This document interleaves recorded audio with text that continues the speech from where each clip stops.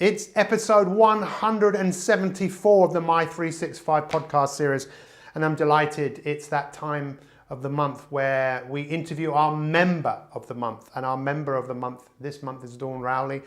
Amazing. I've really enjoyed watching her progress. She's also a professional person just like myself, but really has become an amazing example for herself. And this has been a great podcast. I'm actually obviously recording this afterwards, so I know what we've already talked about. So I just can't wait for you guys to listen. Check it out. Episode 174 of the My 365 podcast series. Check it out. And remember, your future is unwritten and you have the power to change.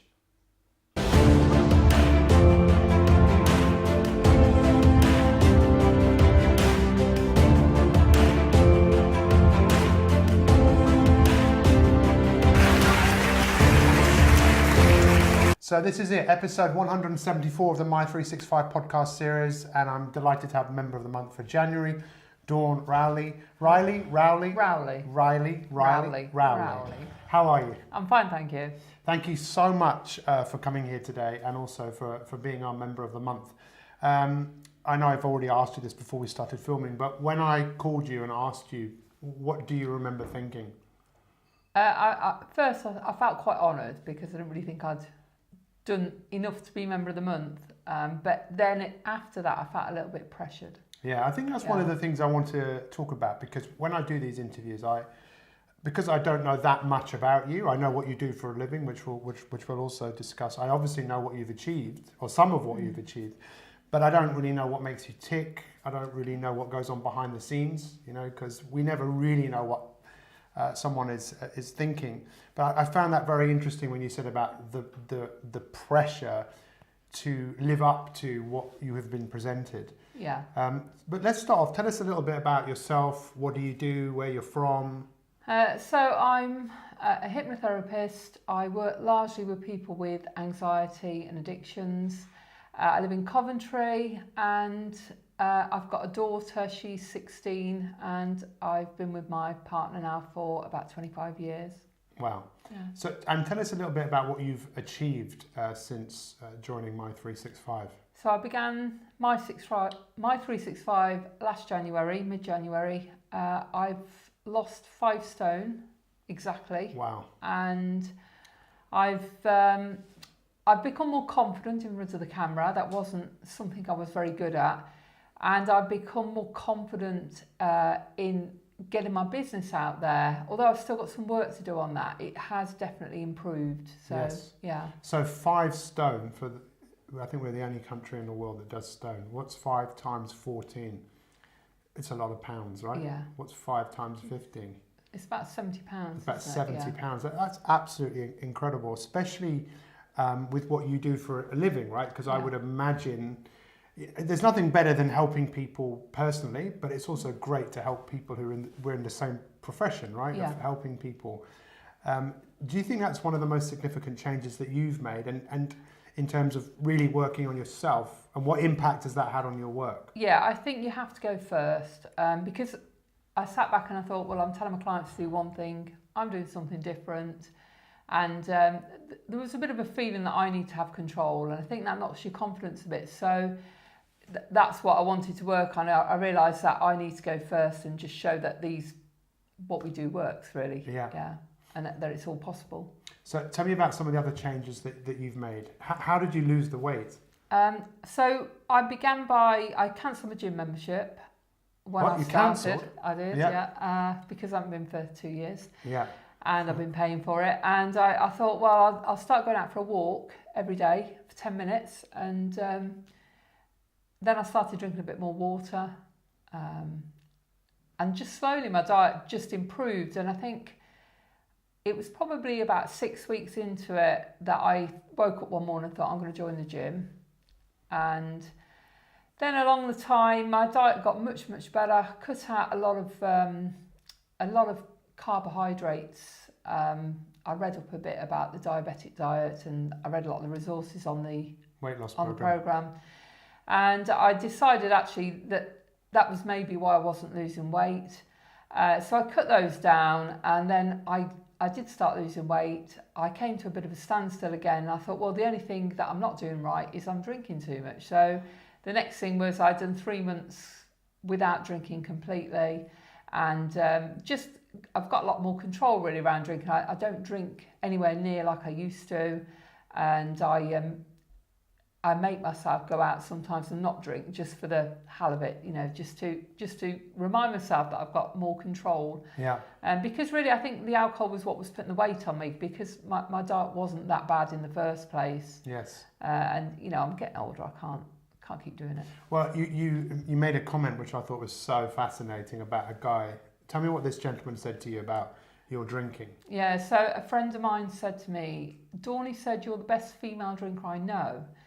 He said, in fact, you're better than most men. And I remember thinking, I'm not going to swear, but I was thinking, is that what people think about me? And I just remember thinking that's not a title that I wanted to hold. And and I think, I think that's what made me more aware really of what my own habits were in relation to when I was working with people, and just thinking really, you're not really, you're not walking the talk, Yeah. So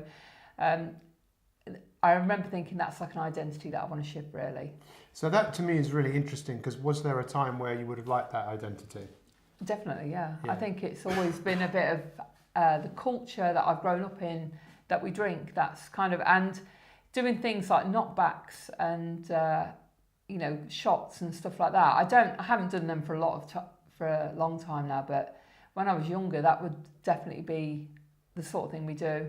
So was that like the environment that you kind of grew in as an adolescent, and it was like this drinking, and that would be I can imagine, just like for a man, that label of look what I can do. I drink. I'm recognised. So I suppose you got recognition for being a good drinker. Yeah, but in the past, because I suffered with social anxiety, it kind of served a bit of a purpose for me. So it helped relax me when I was out anyway. So I wouldn't really be that comfortable going out without having a drink. Yeah. So now, what sort of identity do you want?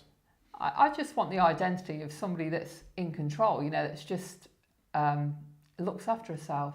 Yeah. And also professionally, your identity with the person that you are becoming. Talk to me about that. Because I work more and more really with people with issues around control and their habits, drinking, drug use, and overeating to some extent.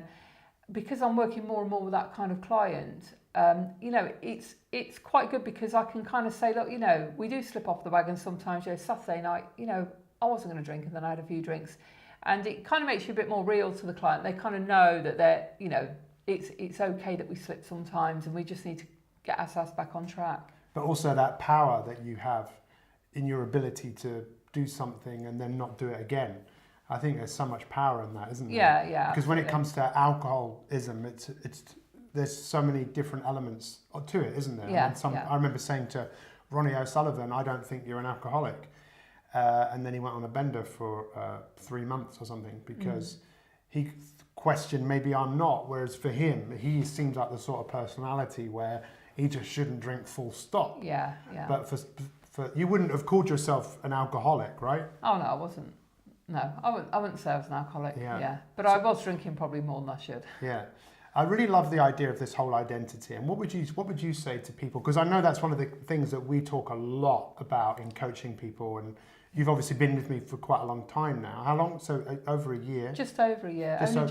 Just over a year. And really focusing on who do you aspire to be personally, professionally? What sort of impact has that had on you? Well, I've always really been working on myself. I've been doing it for a long time because of the social anxiety, and I've kind of more or less got over that. But still, I find myself at times not feeling very confident, and just in random situations, really, being in front of a camera is one of them. I don't feel very confident. You're doing very well, by the way. Yeah, presenting in front of people, that kind of thing. So where do you think that social anxiety comes from? Where did you learn to... Because no one was born with social anxiety. No, I just had a lot of, things, as a child that just weren't, made me feel uncomfortable, I suppose, yeah. So as a child, I'm not asking you to tell us what happened, but just in terms of how were you kind of thinking and feeling? Just quite lost really as a child. So, and I grew up not thinking I was different, I suppose, yeah. It's an interesting thing about when we feel lost, because I imagine we are then questioning, where are we? Mm-hmm. And then the next question is, who are we? Well, I wasn't good enough. That was the Yeah, that right. was So the problem. what if you're lost and you don't know who you are? I was who I didn't want to be at that time. Oh, yeah. wow. Yeah. So you were who you didn't want to be. Yeah. So who did you want? At what point did you start thinking, this is who I really want to be? I think in my 20s, I knew you shouldn't really feel like that. Yeah. Why? Was it something you read? Was it something you just woke up to the fact of this ain't right? Well, it's just, I don't want to be like this anymore. It's kind of like, there's kind of a bit of an awareness that actually, is it possible to change? And I think, that kind of set me off on a bit of a train of thought of self-help books, that kind of thing. And then I stopped smoking using hypnosis when I was 30, and that was like, I couldn't believe that worked, because it was 60 cigarettes a day. And it was like, how can you be so dependent on something one moment and then not ever want it again? Yeah. And a lot of different things happened after that, because I gained quite a lot of confidence from that experience. Absolutely, yeah. Yeah. That's also really interesting, isn't it? That how you got so much confidence from that. And I suppose you realise how much we all get confident by doing what we say we're going to do. And sometimes all these little things. It's like we put ourselves into a hole. Yeah. And we kind of decide that's how we're going to be. But we don't have to be like that. And it's not always easy to change, but it is possible. And why do you think people do change? And what do people want to change? And that's a massive general... Because you seem like the sort of person who's fairly strange in terms of, not just because you've been someone who's had social anxieties and worked on yourself, because you had enough, but it seems like you actually like self-improvement. Oh, yeah. Which, makes you pretty weird, right? Because so many people don't like self-improvement. I think you heard me say the other day on a broadcast, there's a guy who's very well known, this guy called Russell Brunson, and he was talking about how 2%, he reckons, of people are actually interested in improving themselves. Yeah. They like improving. Everyone else does things because they want something in return. I think we don't improve because we don't think it's possible. Yeah. I don't think we think that we can be like that. So I think that's why we don't try. But I think sometimes, though, the anxiety that you feel can just build up so much. It can be such an uncomfortable feeling when you know that you're stuck. I think that's what gets people ultimately. It's a bit like a pain, isn't it? It's kind of like never goes away. It's always there nagging. Yeah. And I think that's what gets people moving forwards. So the social anxiety that you had, how would you describe the difference between you at that point of just thinking, right, this is enough, I've had enough of this, to how you are now? Yeah, I used to have problems like phoning friends, and I lost touch with a lot of people many years ago, and it's very isolating, because once you stop contacting people, eventually they'll stop contacting you, and you kind of just grow apart from people and become more withdrawn. Luckily my partner's very extrovert, so he's kind of always kind of G'd me up and that sort of thing. But at heart, I'm more confident now, but I am an introvert. I do like my own company. Yeah. And, sometimes I find it quite overwhelming being around a lot of people. I think a lot of people do. And we often question that as if there must be something wrong with us. Well, often being around lots of people can be quite draining. Yeah, There's a lot of different thought and different energies. So look, one of the things I wanted to talk to you about is because I've watched your progress, and you were someone who this was quite quiet in terms of just getting on with things, but clearly working on yourself, and then seeing massive transformation in your weight. And I remember you posted a video recently, and you posted another video which was from a year ago. Why did you do that? Because I thought Sarah Jane had done it some time ago, and the difference, it was kind of, and I thought I'll look back and see how my videos are. And I think it's kind of, for people in the group, when they're joining, they're only seeing us as we are now. They don't really see where we've come from. And I've watched so many people in Elite, for example. People like Jim Morgan. Yeah, and you just see like how much they've changed. It's just enormous over a year, the difference in somebody. And so I think that's why I did it really, just so that people could see, look, this is what it was like, and this is like less than a year ago, and this is how it is now. So what's next for you? So next, what are you working on right now? Because you've been through this process. This is your second year. Yeah, I mean, I want to keep up with everything I'm doing. I move a lot more. I used to do about 4,000 steps a day. I now do a minimum of 11,000 a day, and often quite a lot more. And I do a fair bit of exercise. I want to keep that up because I do need to move. I want to keep my weight where it should be, and I don't diet. I'm not, I had a sausage sandwich this morning. Don't tend to eat a lot of bread, but this morning I thought, well, I'm coming here. I'm going to have a sausage sandwich to set me on my way. I'm not rigid about food. I don't worry about it. I want alcohol to be the same. It's there, but I don't feel the need to have it. Yeah. But mainly it's get my business out there, get my message out to more people, letting people know what I do, so that ultimately I can help more people. That's fantastic. So tell me a little bit about My365. How did you come across it in the first place? And what I don't actually know, and I'm always curious. Okay, so I saw it shared by a Facebook contact on their timeline, came up. I saw a broadcast a few times, and then I was looking for something, some sort. I didn't know whether it was some sort of coaching, and I came across it, and I just thought, I'm going to click and have a go, and there I was. The next thing, I just signed up for it, and then I saw the weight loss challenge, and I thought, well, I might as well do that as well. But I didn't really start that straight away, and it took me a little bit of time to bed in. There's a lot of content on there, and you're looking at a lot of other people's posts, and you don't really know where to start, and then just slowly over time, just all started clicking into place. I think one of the things which is great about your journey is you've clearly found what works for you. My approach has always been, I'm not going to tell you what to do. I'll share things with you, and ultimately you have to work out. And what I love about what you've done, it's yours. It's your process. It's your way.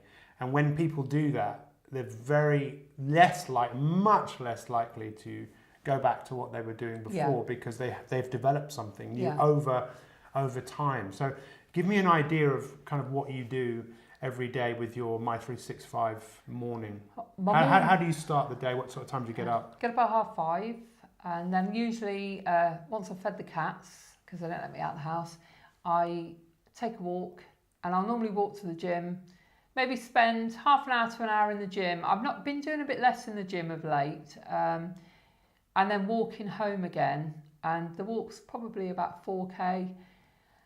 If I don't have time to go to the gym, if I'm doing networking, which I now do sometimes, I do a 5k walk, and then I get myself ready for work, go into work, and depending on what time I've got clients, I normally do a bit of meditation, I do some little tapping routines, I do my journaling, I might listen to any podcasts, and I might have to fit them around clients. And what does that do for you, kind of making sure that there are specific activities that are in place for you? What do you think that does?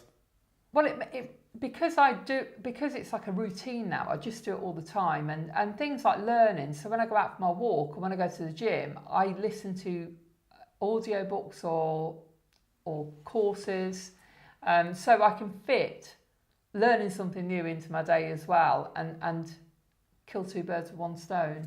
And what does learning do for you? Well, learning how to win my business. So what I'm learning really will be things that I can apply to myself and to my clients. So learning different techniques, different ways of looking at things, different ways of working with people. And, it grows me because I'll practice things on myself and then I'll practice them on my clients. And what would you say is unique about My365 Elite? I think with My365 Elite, it's a very big community, so there's a lot of people from a lot of different backgrounds. I think with a lot of coaching, people think people are business owners, and obviously, yes, I am a business owner, but we've got people from all sorts of backgrounds. So it's kind of, it doesn't matter what you do. It doesn't matter if you're a housewife or if you've got a high-flying job in the city, it doesn't really matter what it is you do for a living. You'll fit in the community because there are other people with similar goals. And everyone's working on improving them themselves. So let's just finish off with talking about, two things. Let's talk a little bit more about what you do and how people can connect with you. But let's also just talk about the first thing, which was that pressure. Why do you think now that you have been, you're a member of the month, and what is it about that? What's going on inside you now? Oh, well, this is, I think one of the things why MI365 works is because you show up, you say this is what you're going to do, and then you feel like you don't want to let people down. Yeah. Because you said you're going to do it, so get on with it. And I think when you told me I was going to be a member of the month, it was like, oh my God, now I've got to be perfect all the time. Yeah. And isn't that interesting, that voice in your head telling you that? I actually had a meltdown Saturday night with it, really, and I think it was, it's like I thought, I'm going to go to bed at 9:30, I'm going to have one gin and tonic, and then the next thing it's 5 gin and tonics later and a few tipples. 2:30 in the morning, I've had to force myself to go to bed, and the next day, and I was thinking, well, why have I done that? And then I thought, it's just ridiculous, really. I think it's just, all this pressure's just been building up, and it was... and I thought there's no need for it, but... What do you think that is, the rebel in you, or is it feeling the pressure of having to... I think it's because you want to stay safe, so you don't want to be called out. If you've said you're going to, if you say you're going to do something and you don't do it, people know, and I think you want to stay safe and stay in the background. So what's the big learning for you about that, and how are you going to move forwards positively? Well, I know that I've got to work on that, and I know that my goals for this year, I've been really, really vague. I haven't put them down. Yeah. So I did put a little goal down yesterday in the group, but I need to be a bit bolder with that. So take action. The coach in me can't not say what I'm about to say, and maybe this will be the biggest takeaway, which is, for me, I would be saying the biggest challenge about all of this is living up to the identity that you decide to create. I mean, other people might have an idea of who you are, but a lot of people have a brilliant identity with you, and so many of our members look up to you because of not just what you've achieved, but you're someone who is like, let's talk more action. Let's get on with this. And you've been a fantastic example. But I would say part of this, which is why this has happened, and thank you for sharing that with me, because that's the last thing I want is you to have a meltdown. But I think it's a good thing, right? Yeah. Because it's like, create the identity and now live up to it. Yeah.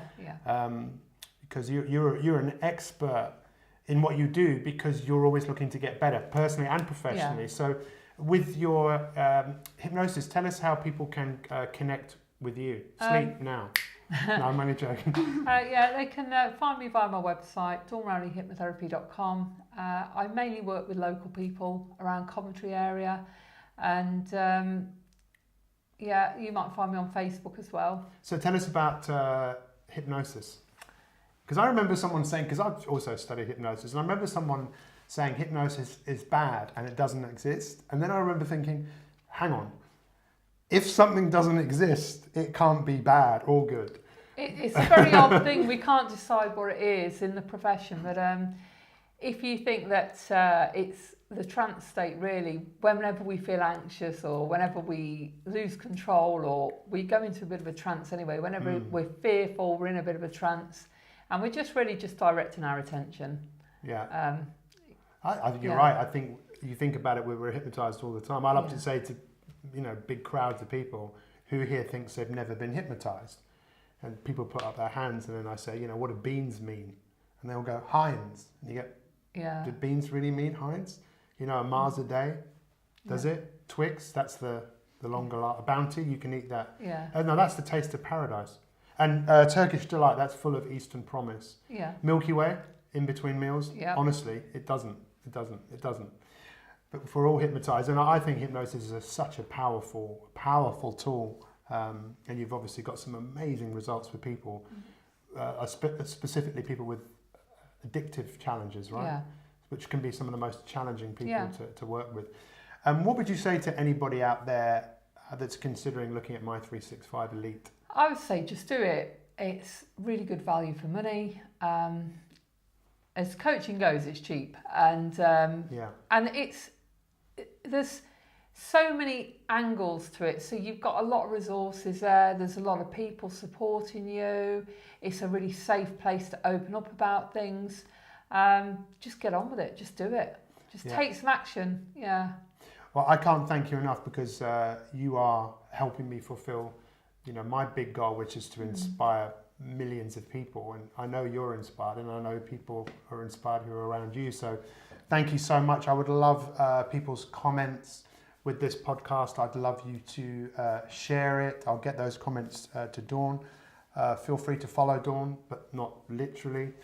Thank you so much, and join us next time for episode 175, I think, of the My365 podcast. Thank you so much. Thank you.